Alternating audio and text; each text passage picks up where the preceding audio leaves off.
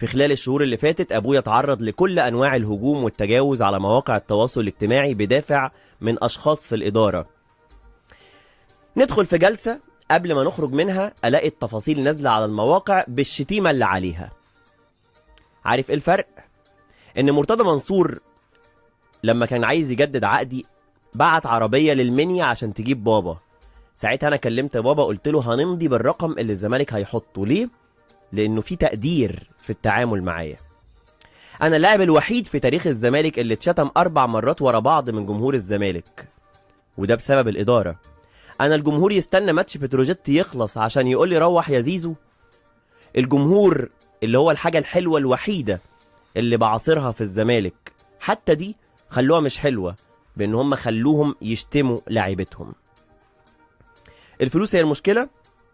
أنا مش مشكلة الفلوس خالص، أنا مشكلة التقدير.